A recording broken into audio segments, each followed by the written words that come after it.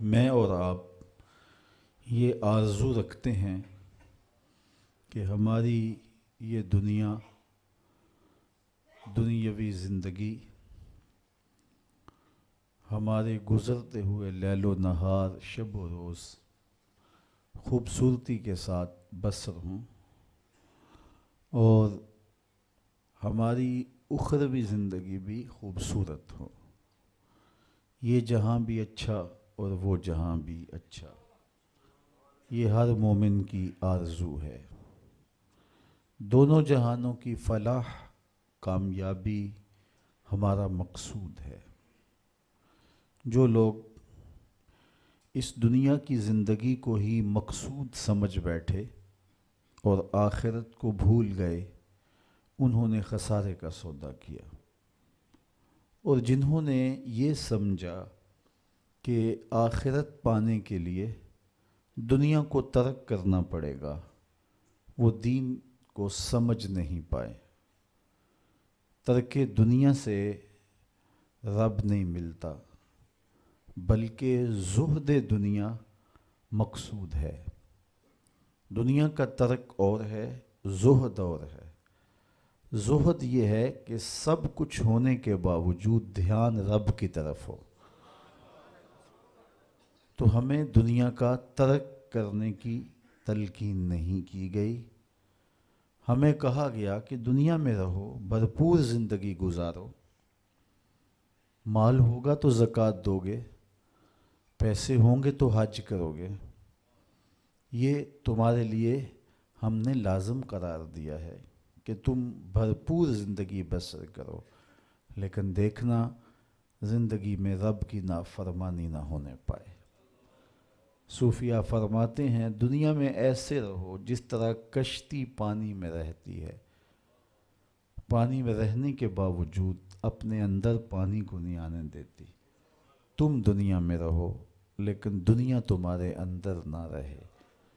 کشتی پانی میں رہے تو خیر ہے، لیکن پانی کشتی میں آ گیا تو کشتی کو لے ڈوبے گا۔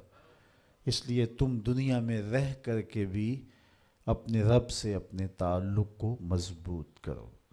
ایک شخص حضور کی خدمت میں حاضر ہوا اور سخت کمزور تھا، حدیث میں آتا ہے چوزے کی طرح کمزور۔ آقا کریم نے اسے فرمایا تو نے اللہ سے کوئی دعا تو نہیں کی تھی؟ اس نے کہا جی حضور میں نے ایک دعا کی تھی، شاید وہ دعا قبول ہو گئی۔ کیا دعا کی تھی؟ میں نے کہا تھا مالک آخرت کے حصے کے دکھ بھی دنیا میں دے دے تاکہ میری آخرت صاف ہو جائے۔ تو وہ دعا قبول ہو گئی ہے۔ مجھے یہی لگتا ہے اتنے دکھ، اتنے مصائب، آلام، تکلیفیں آ رہی ہیں کہ انہوں نے مجھے توڑ کے رکھ دیا۔ مجھے بیماری کوئی نہیں، لیکن ان مصیبتوں نے میرا وہ حال کر دیا کہ آپ ملاحظہ کر رہے ہیں۔ تو بظاہر بڑی خوبصورت بات تھی، لیکن میرے حضور نے اس کی اس بات کو پسند نہیں کیا اور اسے فرمایا کہ تو نے یہ کیوں کہا کہ آخرت کے حصے کے دکھ بھی دنیا پہ آ جائیں؟ تو نے یہ کیوں نہیں کہا ربنا آتنا فی الدنیا حسنۃ وفی الآخرۃ حسنہ؟ اے اللہ مجھے دنیا میں بھی بہتریاں دے دے، آخرت میں بھی بہتریاں دے دے۔ تو یہاں ذلیل ہونے کے لیے نہیں آئے، یہاں بھی عزتیں ملیں، آخرت میں بھی عزتیں ملیں۔ تو یہ اسلام کا مزاج نہیں ہے کہ رب کو پانے کے لیے دنیا کو ترک کرنا پڑے گا۔ بدھ نے کہا تھا خدا کا قرب پانے کے لیے عورت سے دور رہنا ہوگا۔ اگر آپ عورت سے متمتع ہوتے ہیں تو پھر رب کا قرب نہیں ملتا۔ یہ بدھ کا نظریہ ہے۔ میرے حضور نے کہا مجھے عائشہ کے بستر میں وحی آتی رہی ہے۔ تو ہمارا دین کوہ و غار کا دین نہیں ہے، رہبانیت نہیں ہے۔ اسلام ایک بھرپور زندگی گزارنے کا درس دیتا ہے۔ میں نے کل ہی عرض کیا تھا کہ جو لقمہ بیوی کے منہ میں لا کے رکھا جائے وہ بھی صدقہ لکھا جاتا ہے۔ تنہائی میں بیوی سے جو ملاطفت کی جائے، جو محبت کا اظہار کیا جائے، پیار بھری باتیں کی جائیں، اس کا بھی اجر و ثواب مرتب ہوتا ہے۔ تو یہ ہمارا دین ہے. بچوں میں خوش ہوں، بچوں کی اچھی تربیت میں مشغول رہنا نوافل سے بہتر ہے. تو یہ ہمارا دین بھرپور زندگی گزارنے کی تلقین دیتا ہے. تو ہمیں اس دنیا کی بہتری اور آخرت کی زندگی کی بہتری کے طالب رہنا چاہیے. اس دنیا کی بہتریاں بہت ساری ہیں. سب سے بڑی بہتری اس دنیا کی زندگی کی کیا ہے؟ دولت، شہرت، عزت، آبرو. کیا اس دنیا کی سب سے بڑی دولت ہے جو مل جائے تو اس پر بہت زیادہ شکر کرنا چاہیے. تو آئیے قرآن کھولیے، سورہ المومنون ہے. ارشاد فرمایا قد افلح المؤمنون، فلاح انہوں نے پائی جنہیں ایمان نصیب ہوا. تو اس کائنات میں سب سے بڑی نعمت جو حضرت انسان کو دی گئی ہے وہ دولت ایمان ہے. قیامت کے دن سب سے بڑی نعمت جو مومنین کو دی جائے گی وہ دیدار الہی ہوگا. تو جو آخرت میں دیدار الہی سے محروم ہو گیا اور دنیا میں ایمان سے محروم ہو گیا وہ حقیقی محروم ہے. ایک شخص چرخ میں اڑتا ہے، ہواؤں میں جھومتا ہے، جھولتا ہے، ہر دولت اس کو میسر ہے، عزت شہرت اس کی باندھی ہے، وقار تکریم اسے حاصل ہے، دنیا جانتی ہے، زمانہ سلوٹ کرتا ہے، جو چاہتا ہے وہ ہو جاتا ہے، ہر عیش و عشرت میسر ہے، لیکن اس کے سینے میں ایمان کا چراغاں نہیں، کوڈی مول نہیں ہے اس کا. اور ایک شخص جھونپڑے میں رہتا ہے، کھانے کے لیے کبھی مل جاتا ہے کبھی نہیں بھی ملتا، دنیا اسے پہچانتی بھی نہیں ہے، وہ معروف شخص بھی نہیں ہے، لیکن اس کے سینے میں ایمان کا چراغاں ہے، وہ خوش نصیب شخص ہے. میرے حضور کا ایک فرمان سنیے. حضور نے فرمایا میرے دوستوں میں سے قابل رشک دوست وہ ہے. حضور نے فرمایا میرے دوستوں میں سے، جس کو حضور دوست کہیں اس کی تو پھر قسمت پہ ناز کرنا چاہیے. کہا میرے دوستوں میں سے جو قابل رشک دوست ہے وہ ہے جس کا سامان دنیا تھوڑا ہے، نمازیں زیادہ ہیں. جب وہ چلتا ہے تو اس کی طرف اشارہ بھی نہیں ہوتا، یہ فلاں صاحب جا رہے ہیں. کوئی ایسا معروف شخص نہیں، کوئی بہت عہدہ ساتھ نہیں لگا ہوا کہ جب چلے تو لوگ کہیں یہ فلاں جا رہے ہیں. اللہ اکبر. پھر میرے حضور نے فرمایا کہ ثم نقد بیدہ، حضور نے ہاتھ سے چٹکی بجائی، ثم نقد بیدہ، ہاتھ سے چٹکی بجائی، اور پھر فرمایا اس کو موت بھی ایسے ہی آئی، اس کو موت بھی ایسے ہی آئی. پھر فرمایا قلت بواکی ہے، اس کو رونے والے بھی تھوڑے ہی تھے، اس کو رونے والے بھی زیادہ نہیں تھے. قلت تراسہ، اس کی وراثت بھی بہت لمبی نہیں نکلی. فرمایا میرے دوستوں میں قابل رشک دوست دیکھنا ہے تو یہ اس کا جنازہ جا رہا. تو ہماری سب سے بڑی دولت ایمان کی دولت ہے، نمازوں کی دولت ہے، شرافت کی دولت ہے. یہ دولتیں ہمیں جمع کرنی چاہیے. سویر سے لے کر شام تک دونوں ہاتھوں سے ہم امیر بننے کی دوڑ میں لگے ہوئے ہیں، کوشش کر رہے ہیں دولت جمع ہو جائے، دونوں ہاتھوں سے اکٹھی کر رہے ہیں، امیر بن جائیں، دولت مند بن جائیں. خیال ہے کہ اگر دولت بہت ساری ہوگی تو سکون ملے گا، جب مل جاتی ہے دولت تو پھر سکون نہیں ملتا، کہتے ہیں کچھ اور حاصل ہو تو سکون ملے گا. ساری زندگی اس دوڑ میں گزر جاتی ہے. جس طرح دنیا کی دولت جمع کرنے کے لیے دوڑ لگاتے ہو، شرافتیں جمع کرنے کے لیے دوڑ لگاؤ، نجابتیں حاصل کرنے کے لیے دوڑ لگاؤ، سجدوں کی کثرت حاصل کرنے کے لیے دوڑ لگاؤ، صالح اعمال جمع کرنے کے لیے دوڑ لگاؤ.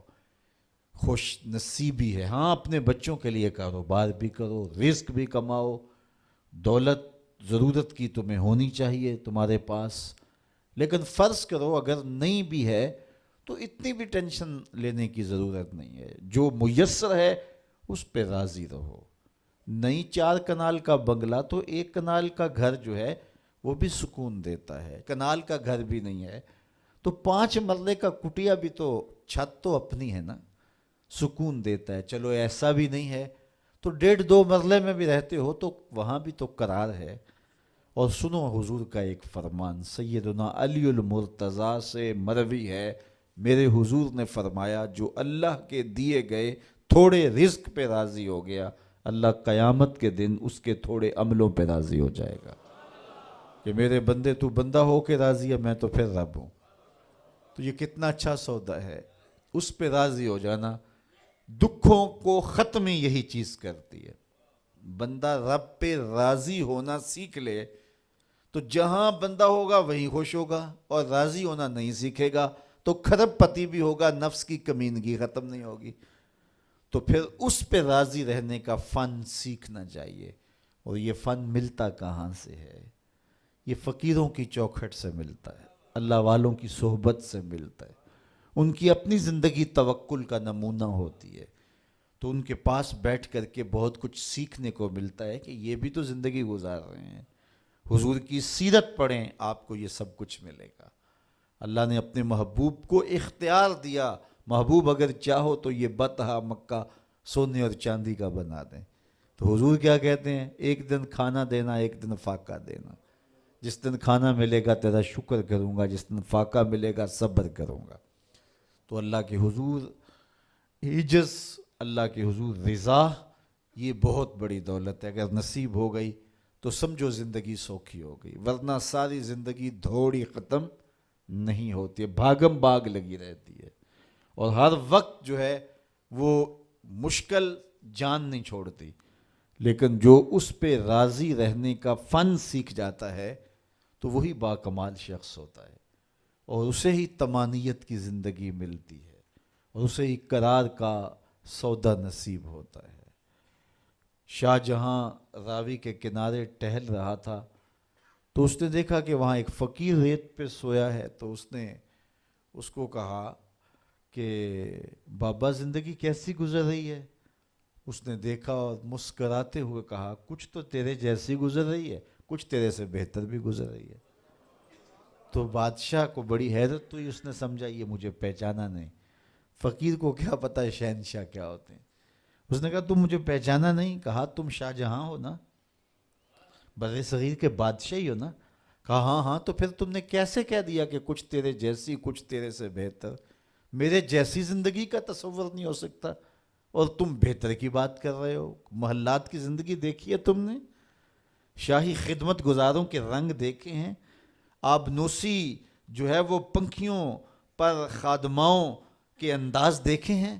تمہیں کیا پتا کہ شاہی زندگی کیسے ہوتی ہے؟ کہا بادشاہ جب رات پڑتی ہے اور تو مخملی اور خوبصورت بستروں پہ سوتا ہے, پھولوں کی لگی ہوئی سیج پہ لیٹتا ہے, میں اس ریت پہ سو جاتا ہوں, اور جب نیند آ جاتی ہے تمہیں بھی خبر نہیں ہوتی کہاں پڑا ہوں, خبر مجھے بھی نہیں ہوتی.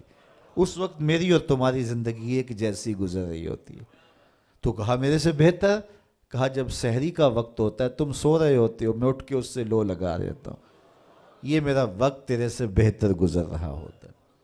تو جب انسان اس پہ راضی ہو جائے تو پھر اس کو زندگی گزارنے کا مزہ آتا ہے. بات لمبی نہ ہو تو سب سے قیمتی اثاثہ جو ہمیں دیا گیا ہے وہ ایمان ہے. اللہ تعالیٰ کا شکر ہے, ہم بڑے غریب ہوں گے, ہم میں سے بہت سارے لوگ مقروض بھی ہوں گے, بہت سارے لوگ ایسے ہوں گے جن کا ذاتی گھر نہیں ہوگا, کرائے پہ رہتے ہوں گے, بہت سارے لوگوں کے کندھوں پر بیٹیوں کی شادیوں کا بوجھ بھی پڑا ہوگا کہ اتنی بڑی ذمہ داریاں ہیں, میں نے ان کو نبھانا ہے.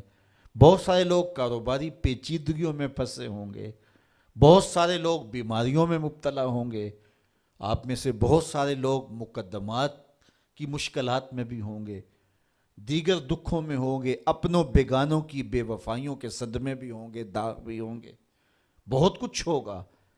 لیکن یہ ساری پریشانیاں ایک طرف, اس بات کا شکر ادا کیجئے اللہ نے ہمیں ایمان کا نور عطا فرمایا. ہمارے سینے ایمان کے نور سے خالی نہیں ہیں. میرے والد گرامی اللہ ان کی قبر پہ کروڑوں رحمتوں کا نزول کرے. ایک شعر جھوم کے پڑھا کرتے تھے, محمد جان جانا ہے پیغمبر ہو تو ایسا ہو. رسولوں کی بشارت سے مبشر ہو تو ایسا ہو، امر توقیر کا سب کو موکر ہو تو ایسا ہو، کیا ہم کو غلام ان کا مقدر ہو تو ایسا ہو۔ تو یہ ہمارے بخت کہ ہمیں حضور کا غلام ہونے کی سعادت بخشی گئی۔ قد افلح المؤمنون، فلاح انہوں نے پائی جو اہل ایمان ہیں۔ الذین هم فی صلاتہم خاشعون، یہ وہ خوش نصیب لوگ ہیں جو نماز میں خشوع کرتے ہیں، گڑ گڑاتے ہیں، اللہ کے حضور عاجزی کرتے ہیں، ان کی آنکھیں آنسوؤں کا خراج دیتی ہیں، عجز کرتے ہیں اس کے حضور۔ یہ سعادت مندی ہے، نماز میں خشوع نصیب ہو جانا۔ میرے حضور نے ارشاد فرمایا، جب حضرت جبریل حضور کے پاس آئے اور حضور کی خدمت میں ادب سے بیٹھ گئے تو انہوں نے کچھ سوال پوچھے، تو ان سوالوں میں سے ایک سوال یہ تھا کہ حضور مجھے احسان کے بارے میں خبر دیجئے۔ تو آقا کریم نے ارشاد فرمایا کہ تو اپنے رب کی عبادت اس طرح کرے کہ تو اسے دیکھتا ہے، اور اگر یہ کیفیت پیدا نہیں ہوتی تو کم از کم یہ کیفیت پیدا ہو کہ وہ تمہیں دیکھ رہا ہے۔ تو جب یہ تصور ہوتا ہے کہ وہ ہمیں دیکھ رہا ہے تو پھر حرکات و سکانات مرتب ہو جاتی ہیں۔ ہم جاتے ہیں نا کسی جگہ پہ تو وہ کہتے ہیں جناب آپ لائیو جا رہے ہیں، تو پھر کپڑے سوار کے بیٹھ جاتے ہیں، اعضاء کا جو ہے وہ نظم قائم رکھتے ہیں کہ اتنے لوگ دیکھ رہے ہیں تو ہم اپنی حرکات و سکانات کو مرتب رکھیں، منظم رکھیں۔ تو جب لوگ دیکھ رہے ہیں تو حرکتیں منظم ہونی چاہیے، تو جب رب دیکھ رہا ہو تو پھر دل کی دھڑکن بھی بے ترتیب نہ ہونے پائے، پھر وسواس، خیالات، کیا کچھ جو انسان کی زندگی کو برباد کرتے ہیں ان سے کنارہ کشی ہو، اور اس تصور میں ڈوب جائے کہ میرا رب مجھے دیکھ رہا ہے۔ یار کسی کی ماں اس کو پیار سے دیکھ رہی ہو تو پھر وہ نشہ نہیں اترتا، باپ دیکھ رہا ہو پیار سے تو وہ اپنا رنگ ہوتا ہے، استاد شفقت سے دیکھ رہا ہو، مرشد دیکھ رہا ہو کسی کو تو پھر وہ نشہ نہیں جاتا، تو کیا تصور میں بندہ ڈوب جائے کہ میرا رب مجھے دیکھ رہا ہے۔ تو جب رب شفقت سے، محبت سے بندے کو دیکھ رہا ہے تو پھر اس کی نماز میں کیوں لذت پیدا نہیں ہوگی، کیوں سرور پیدا نہیں ہوگا، کیوں کیفیات کا جہاں آباد نہیں ہوگا۔ تو فرمایا کہ وہ پھر خشوع کرتے ہیں، گڑ گڑاتے ہیں، روتے ہیں، عجز و انکساری کرتے ہیں۔ ان کی نمازیں پھر کس انہماک کے ساتھ، کس محبت کے ساتھ، کس پیار کے ساتھ ادا ہوتی ہیں، ان کے سجدوں کی کیفیت کیا ہوتی ہے۔ ایک روایت میں آتا ہے بندے کو پتہ چل جائے سجدے میں جو اس پر رحمتیں اترتی ہیں تو وہ سجدے سے سر ہی نہ اٹھائے، اتنی رحمتیں اس کے اوپر نازل ہو رہی ہوتی ہیں۔ تو وہ اپنی نمازوں میں خشوع کرتے ہیں، للہیت کے ساتھ، خلوص کے ساتھ، عجز و انکساری کے ساتھ، گڑ گڑاتے ہوئے، روتے ہوئے۔ اللہ اکبر۔ حضور علیہ الصلوۃ والسلام جب نماز پڑھتے تھے تو ایسے لگتا تھا جس طرح حضور کے سینے میں ہنڈیا پک رہی ہے، اس طرح حضور علیہ الصلوۃ والسلام کا جو سینہ اطہر خوف خدا سے، خشیت الہی سے جو ہے وہ اس طرح حضور کے سینے کی کیفیت تھی، ہنڈیا کے ابلنے کی جس طرح آواز ہوتی ہے۔ اللہ اکبر۔ والذین هم عن اللغو معرضون، اور ان خوش نصیب لوگوں کی کہانی یہ ہے کہ بیہودہ بات کی طرف التفات نہیں کرتے، ان کی زندگی مقصدیت کے نور سے مالا مال ہوتی ہے۔ یہ بات کی، ادھر کی اڑا دی، چائے والے کھوکھے پہ بیٹھے 3 گھنٹے گزار دیے، حمام پہ بیٹھے 2 گھنٹے گزار دیے، فضولیات پہ بحث کرتے رہے۔ ان کی زندگی اتنی فضول ہوتی ہے کہ وہ بیہودہ کاموں پہ وقت لگا دیں۔ وقت تو سب سے قیمتی اثاثہ ہے، قیمتی اثاثہ، سب سے قیمتی کمائی۔ انسان یوں تو نہیں اڑاتا، تو سب سے قیمتی اثاثہ جو ہمیں دیا گیا وہ وقت ہے۔ امام شافعی فرماتے ہیں میں نے فقیروں سے 2 باتیں ایسی سیکھی ہیں جنہوں نے مجھے بڑا نفع دیا ہے۔ چونکہ جو اہل اللہ کی باتیں ہوتی ہیں وہ باتوں کی امام ہوتی ہیں، چونکہ ان کے مشاہدات کا نچوڑ ہوتا ہے۔ حضرت امام احمد بن حنبل حضرت بشر حافی کے پیچھے دوڑتے تھے تو کسی نے ان کو کہا کہ آپ اتنے بڑے عالم ہیں تو اس فقیر سے کیا تلاش کرتے ہیں؟ تو امام احمد بن حنبل فرمانے لگے کہ احمد بن حنبل جس رب کو مانتا ہے بشر حافی اس رب کو جانتا بھی ہے۔ تو ان سے بڑی باتیں ملتی ہیں ہمیں۔ تو کہا فقیروں کی دو باتوں نے مجھے بڑا ہی فائدہ دیا، ان میں سے ایک بات یہ، الوقت سیف قاطع، وقت کاٹ دینے والی تلوار ہے، اگر وقت کو تم نہیں کاٹو گے تو وقت تمہیں کاٹ دے گا۔ کہا اس بات نے مجھے بڑا نفع دیا اور میرا وقت بچایا، ورنہ ہمارا کتنا وقت برباد ہو جاتا ہے۔ کس نے کتنے سکور کیے جی، کس نے کتنے جو ہے وہ آؤٹ کیے، اور کون کس میچ میں کتنے جو ہے اس نے سکور بنائے، اس پہ میں نے دیکھا 2-2 گھنٹے لوگ بات کر لیتے ہیں۔ اتنا وقت لوگوں کے پاس ہوتا ہے؟ مقصد کیا ہے اس کا، مدعا کیا ہے؟ ٹیلی ویژن پہ ٹاک شوز چل رہے ہوتے ہیں ایسے موضوعات پہ، تو حیرت ہوتی ہے کہ اتنا قیمتی وقت، اور ہم بحیثیت قوم کھڑے کہاں ہیں اس وقت دنیا میں، اور ہمارے پاس اتنا زائد وقت ہے کہ ہم کن امور پہ بحث کر رہے ہیں۔ کوئی بندہ باہر سے آیا نا تو اس نے دیکھا کہ پھاٹک بند ہے اور لوگ سائیکل سر پہ اٹھا کے اور موٹر سائیکل بھی جو ہے وہ کسی طرح سے گھسیٹ کے جو ہے وہ ریلوے لائن عبور کر رہے ہیں، تو وہ بڑا متاثر ہوا کہ اتنی ذمہ دار قوم ہے کہ جو گاڑی کے آنے کا انتظار بھی نہیں کرتی، اور ان کو اپنے مقصد پر جانے کے لیے، کام پر جانے کے لیے اس قدر ان کو جلدی ہے کہ یہ سائیکل بھی سڑک پہ اٹھا کے سڑک عبور کر رہے ہیں۔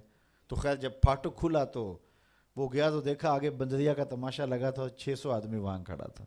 اس نے کہا اچھا اس کی جلدی تھی سب کو، تو ہمارا تو کتنا وقت بندریا کے تماشے کو دیکھتے ہوئے گزر جاتا ہے، جب ہم بحیثیت قوم دنیا میں کہاں کھڑے ہیں۔ تو ہمیں تو اپنے ایک ایک لمحے کی قدر کرنی چاہیے، کاروباری لوگوں کو بھی آگے بڑھنا چاہیے، علماء کو بھی اپنے وقت کی قدر کرنی چاہیے، عوام کو بھی کرنی چاہیے۔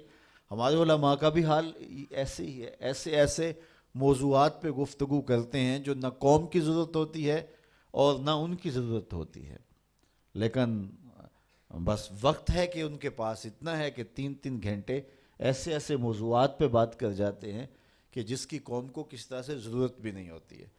تو ہم اپنے وقت کو ضائع کرتے ہیں جو سب سے قیمتی اثاثہ ہے ہمارے پاس۔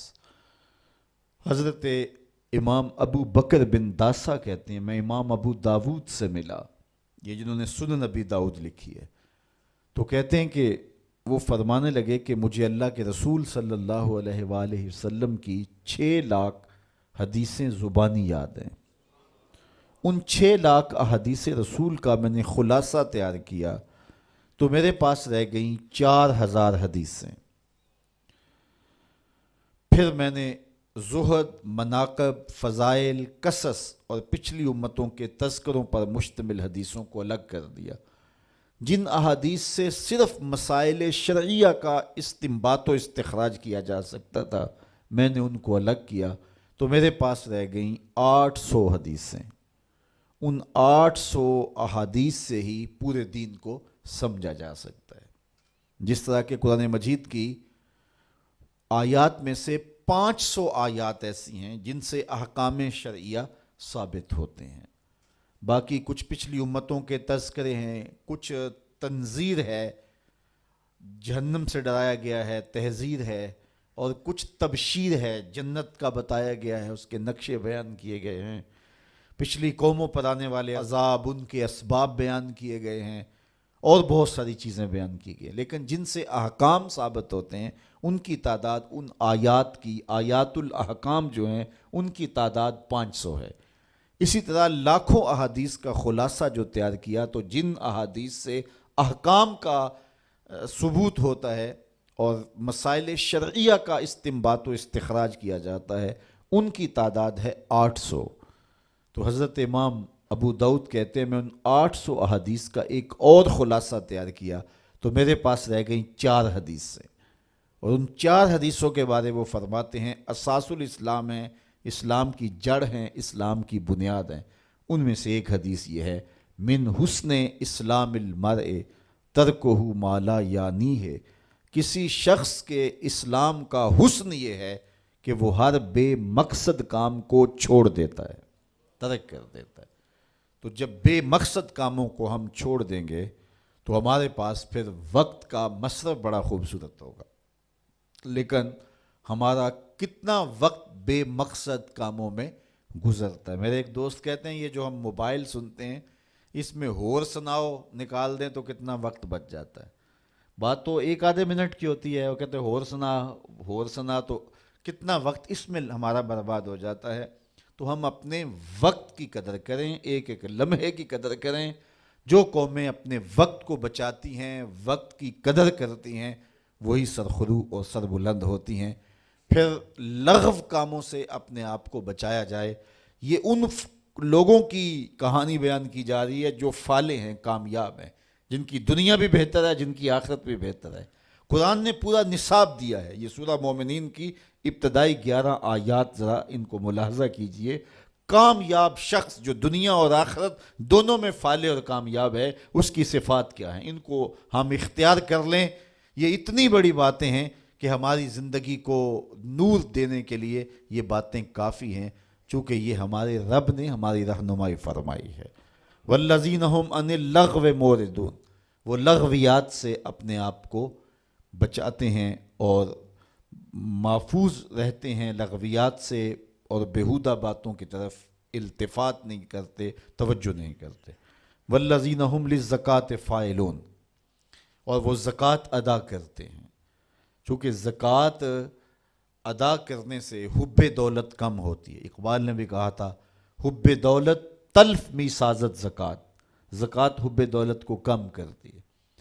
جب انسان زکوٰۃ بھی نہیں دیتا اپنے مال سے تو اس کے دل میں دنیا کی محبت، دولت کی محبت چمٹ جاتی ہے جو اس کا چین چھین لیتی ہے، اور اگر زکوٰۃ دیتا ہے تو پھر حب دولت کم ہوتی ہے۔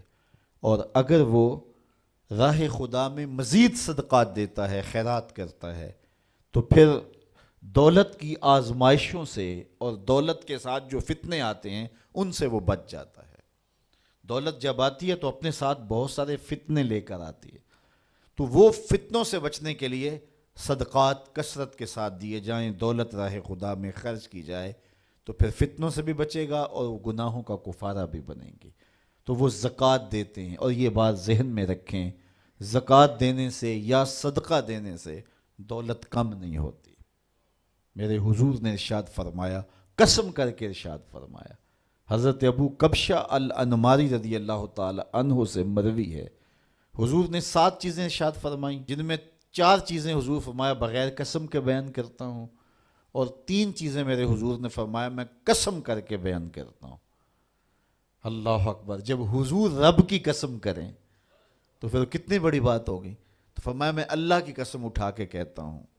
ان میں سے ایک بات فرمایا، ما نقصا مال عبد من صدقہ، فرمایا میں محمد قسم اٹھاتا ہوں صدقے سے مال کم نہیں ہوتا۔ تو یہ حضور علیہ الصلوۃ والسلام نے جو ہے وہ فرما دیا، اور ہمارے لیے یہ کافی اور سچی بات یہ ہے، جو اللہ کی راہ میں دیتے ہیں ان کا مال کم نہیں ہوتا۔ میرے بزرگ فرماتے تھے جب تک کنوؤں سے پانی نکالا جاتا رہا، تازہ بھی تھا وافر بھی تھا، جب کنوؤں نے پانی باہر دینا چھوڑ دیا، لوگوں نے لینا چھوڑ دیا، تو پھر کیا نتیجہ ہوا، پانی نیچے بھی چلا گیا، گدلا بھی ہو گیا۔ تو جب وہ باہر دیتے تھے، بانٹتے تھے، نیچے سے سوتے بھی پھوٹتے تھے۔ تم لوگوں کو راہ خدا میں دیتے رہو، اللہ بھی تمہیں عطا کرتا رہے گا۔ اللہ اکبر! والذین هم للزکاۃ فاعلون والذین هم لفروجہم حافظون، یہ بڑی اہم بات بیان فرمائی۔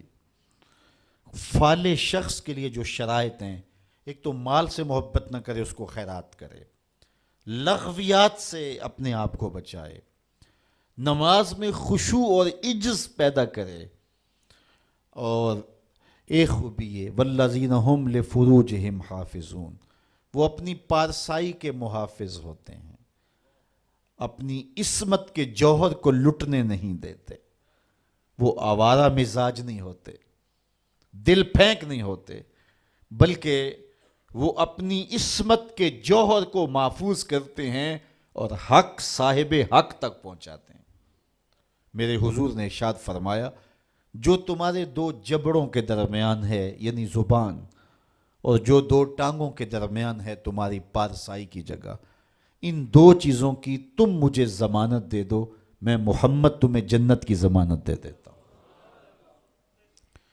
دور موجود میں بے حیائی پورے عروج پہ ہے، ہمارا میڈیا اس کو پروموٹ کر رہا ہے، سوشل میڈیا نے قیامت ڈھا دی، اور ماں باپ کی گرفت اولاد پر کمزور ہو گئی، ماحول اتنا حیا سوز ہو گیا کہ اپنے دامن اور اپنی عصمت کو محفوظ رکھنا اتنا آسان کام نہیں رہا، لیکن اس کے باوجود فالح بننے کے لیے یہ کام کرنا ہی پڑے گا، ورنہ فالحین میں نام نہیں آئے گا، کہ اپنی عصمت کے جوہر کو محفوظ رکھا جائے، حالات کے تیور کوئی بھی ہوں، حسن بجلیاں گرا رہا ہو، خواہشات دیوانی ہوں اور آرزوئیں مچل رہی ہوں، لیکن اپنی آبرو کا پہرا دے کہ میرا رب میری ہر ادا دیکھ رہا ہے، اور یہ یقین جب انسان کی روح میں اترتا ہے تو پھر حالات کا تیور کچھ بھی کیوں نہ ہو، انسان اپنی آبرو محفوظ رکھتا ہے۔ کیا آپ دیکھتے نہیں ہیں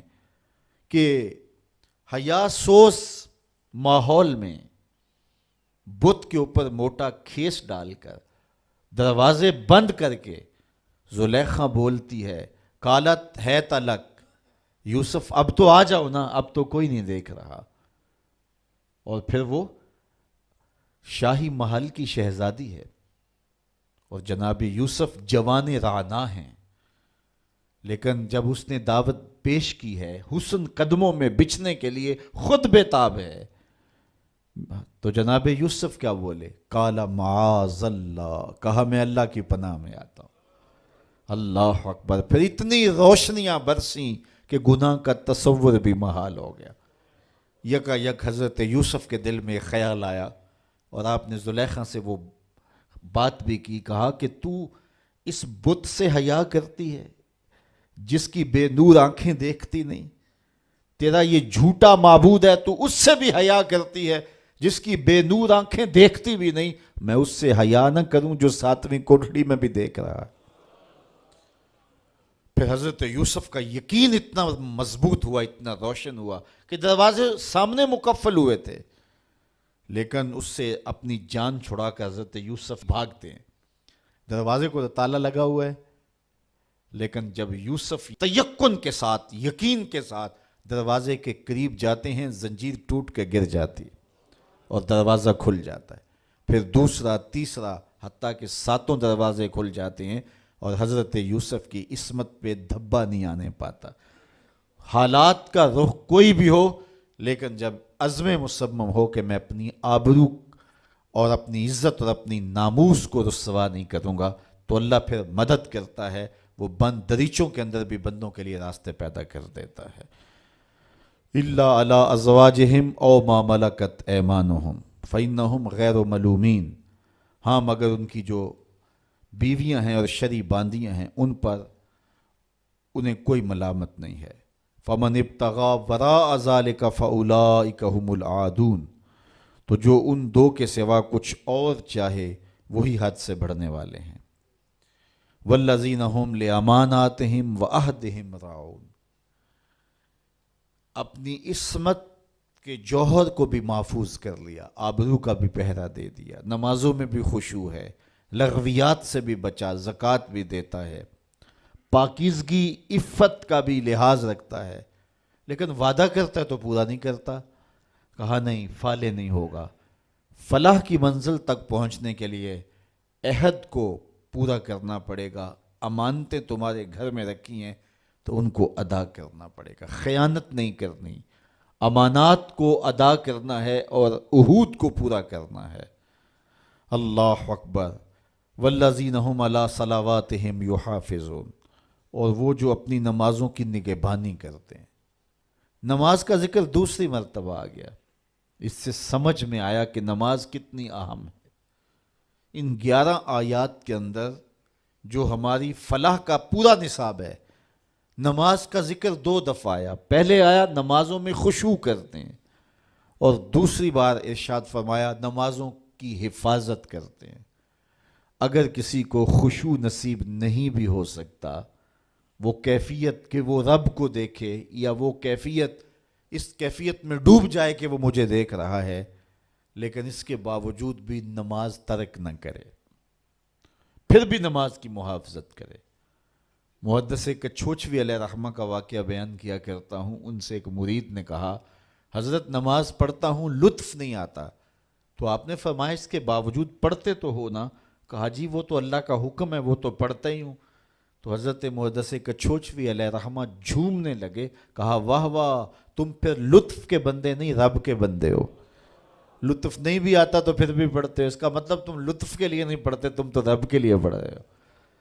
تو میاں نہ بھی خشوع پیدا ہو پھر بھی نمازوں کی محافظت کی جائے۔ جب اللہ کا نمائندہ پکارے حی علی الصلاۃ حی علی الفلاح، سستی ہو، کسل ہو، بیماری ہو، جی نہیں بھی چاہ رہا، پھر بھی اٹھ کے چلے جاؤ۔ کیوں جا رہے ہو؟ اللہ کا حکم ہے۔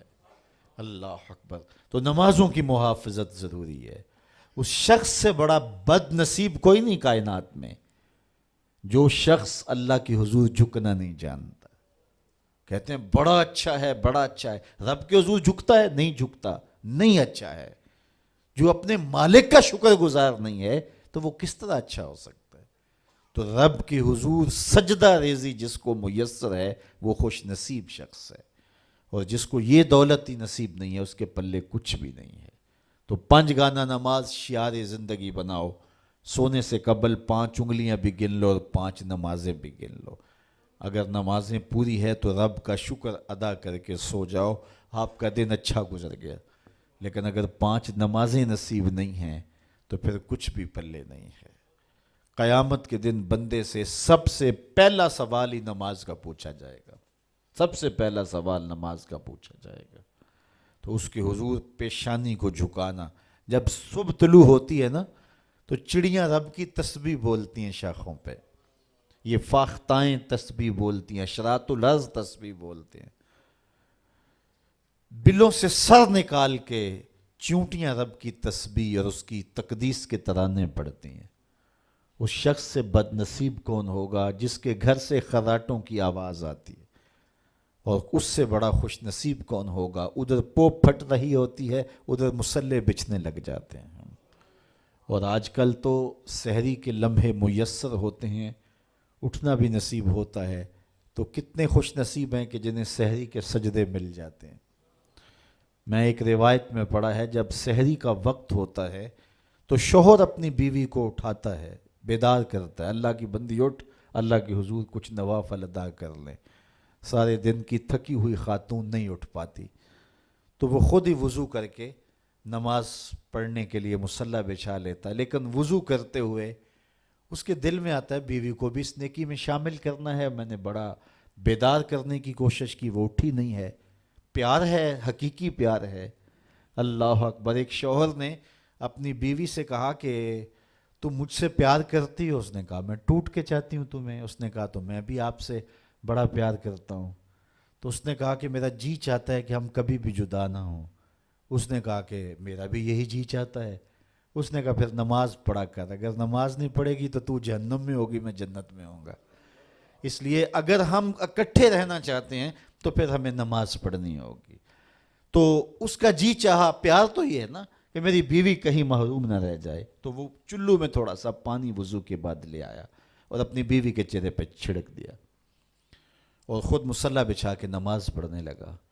اب بیوی اٹھی دیکھا تو شوہر نماز پڑھ رہا ہے، تو وہ بھی جلدی سے اٹھی، اس نے وضو کیا اور شوہر کے قریب ہی مصلی بچھا لیا۔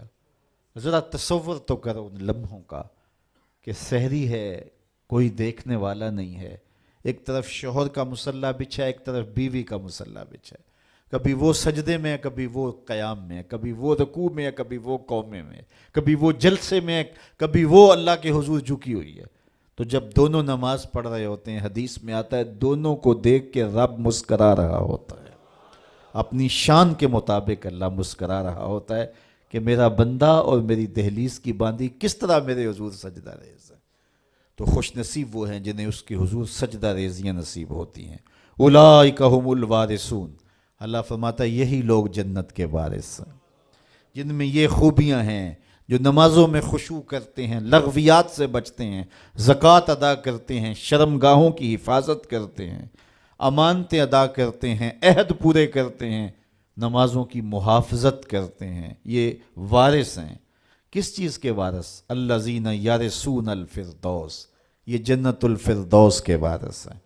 ہم فیہا خالدون، وہاں جا کر کے نکالے نہیں جائیں گے، ہمیشہ رہیں گے۔ چونکہ جو جنت میں ایک بار چلا گیا پھر چلا گیا۔ کہتے ہیں جنت میں جا کے جنتیوں کو ایک ہی خدشہ ہوگا، کہیں موت نہ آ جائے۔